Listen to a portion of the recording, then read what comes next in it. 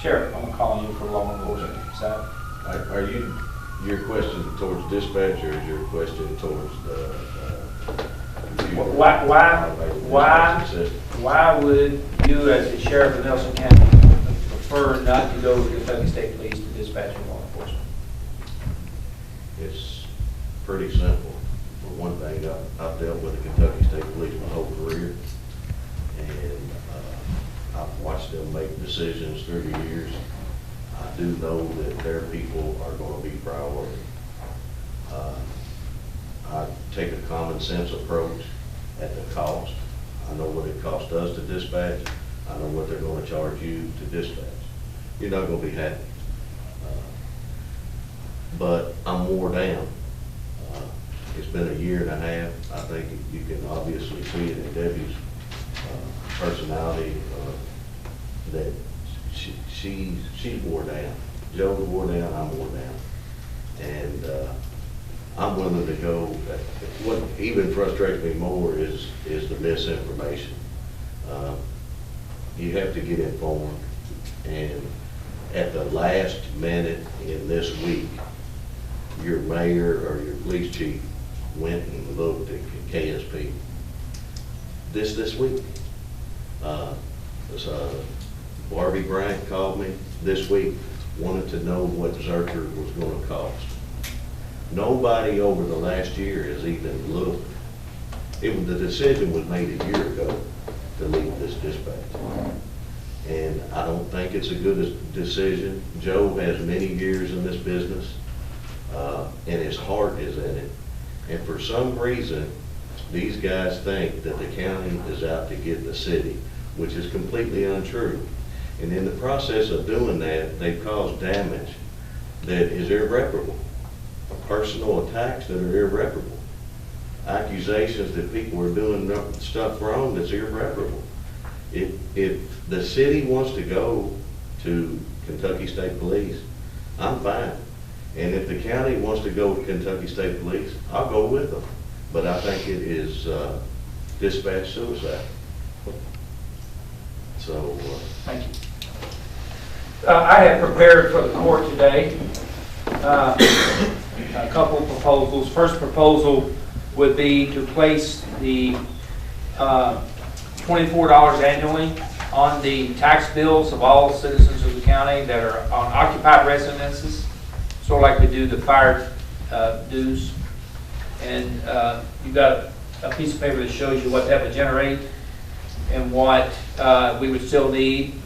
And if the city chooses to go to the Kentucky State Police, then we will have to make some adjustments, but I'm prepared to do that within our budget. We need to. I'm proposing that based on her budget, it's $965,000. You guys have a copy of that. And the cell phone revenue would be $173. That might have to be adjusted if the city goes with Kentucky State Police, because that probably would come down some. And place the $24 a year on the property tax bills. We've looked at all the other avenues. That would leave a revenue shortfall of $360,050, and then the county and city would still contribute a portion of that based on the 60-40 arrangement deal. I'm even going to throw this out there this morning. I'm not even opposed to going back to the $20.52 on the tax bill versus the $24. Not even opposed to that. I want to move forward. Whatever we do, we need to move forward. And that would mean a differential on the 60-40 split, but it still would be, it would catch us back up to pretty close to where we were when if everybody still had a landline. And that's the number one goal. And then down the road, the courts moving forward will have to decide how much more do you want to continue doing. Everybody follow me on that? I'm making halfway sense. I'm like Sheriff, I'm like Debbie, I'm like Joe. We're all kind of beat down on this thing for the last year or so.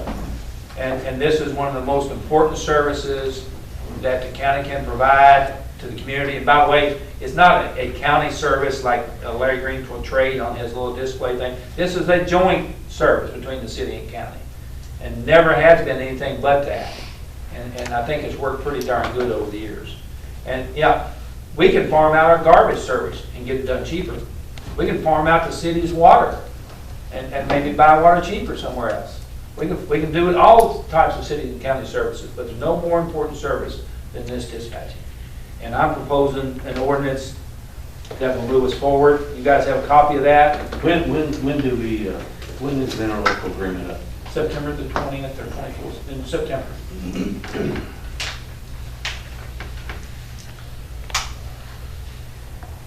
And I want to thank Matthew for the help on putting this, we kind of took another county ordinance and helped us a little bit.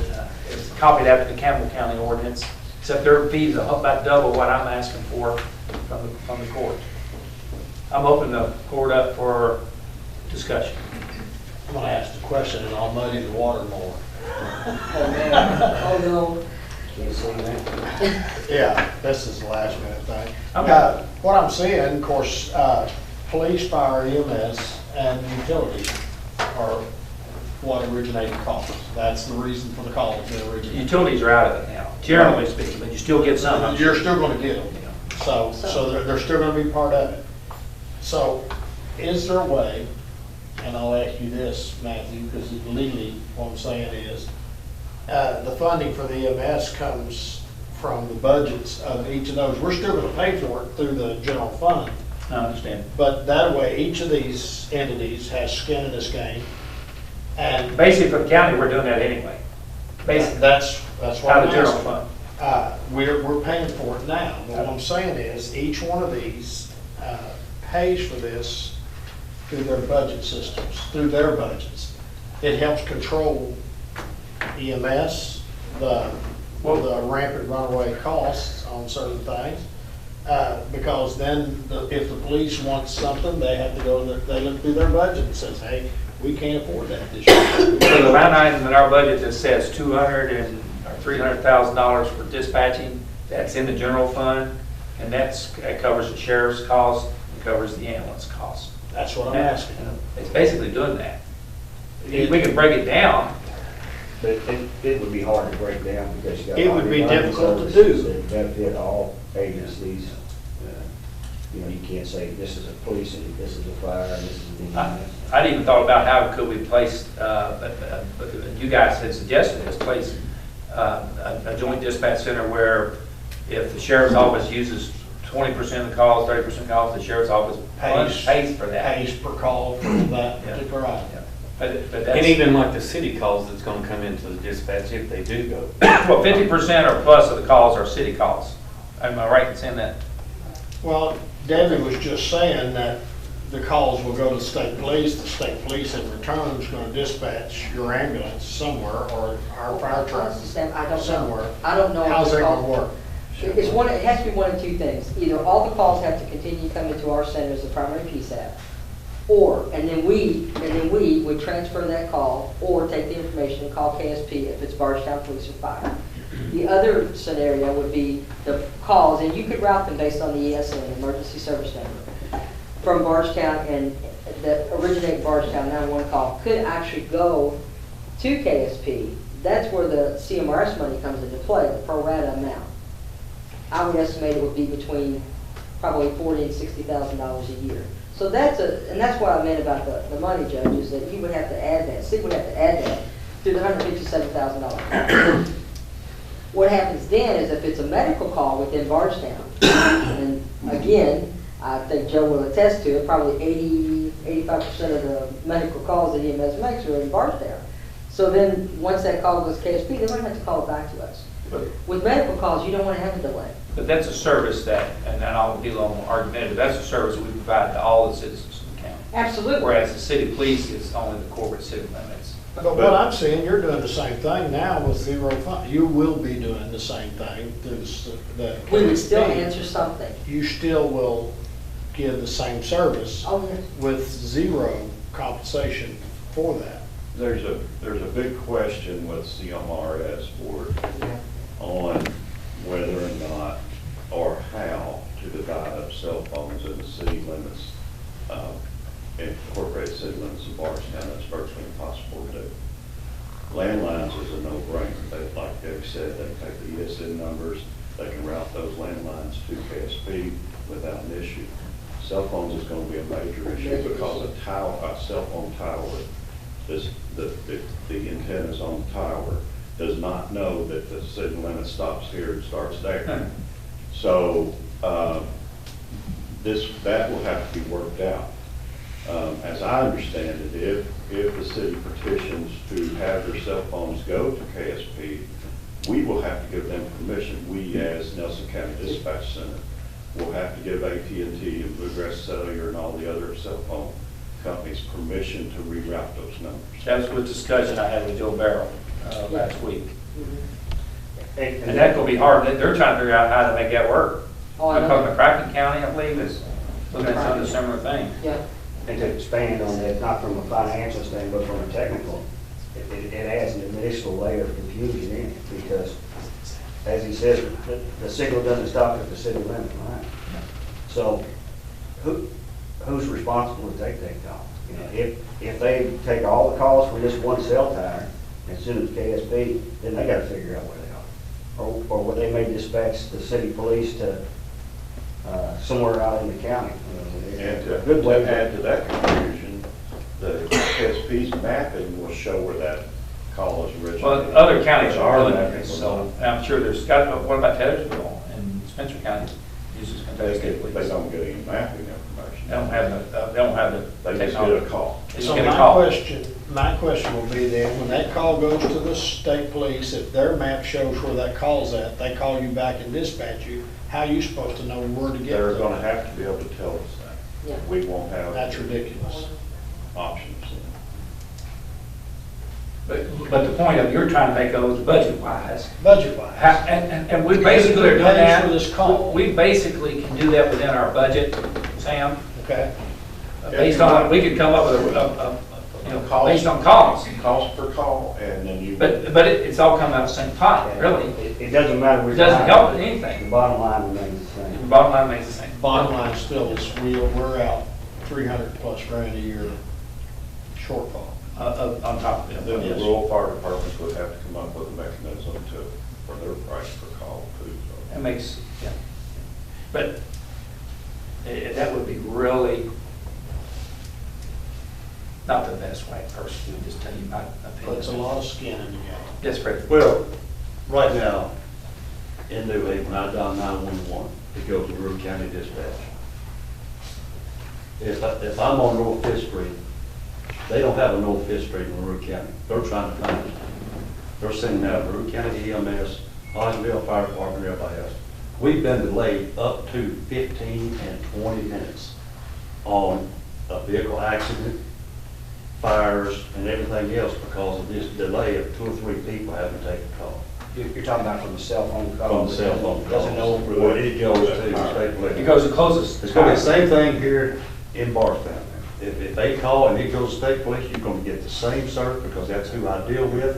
I've dealt with them since 1975. It's a shabby system. It is a dangerous system. And I've been playing this game for a long time. Joe and I have been here since it started, the emergency system. I've been through 4 mayors, dealing with the judge. And I volunteer my time because I care about the people in Nelson County. You know, if that's not good enough for this misleading that everybody's been doing, or getting bad information, and I will say from Larry Green, because he has no clue what the hell he's talking about when it comes to 911 service or ISO. He's getting some bad information and he's passing it along like he knows what's going on. He hasn't got a clue. I would love to sit down with him and educate him. I kind of said that on Facebook, he had all that on there, and I said, when did Larry Green become an expert on dispatching? Because he's never had nothing to do with it before, but now he knows everything in the world. And I'm tired of it. I mean, I volunteer my time, the man draws a good paycheck to do what he does. I volunteer my time because I care. I got I don't a do it question. for the paycheck. I got a question for Debbie. Debbie, if they do go away from us, and I just heard y'all say 50% of the calls are pretty much, Probably. are we gonna not need everybody we got? Is our budget gonna, our line Well, item gonna change? You know, I'll be honest with you, Keith, I've come up with, I've developed an alternate shift schedule just in case I can't keep everybody, see where I have to move people around.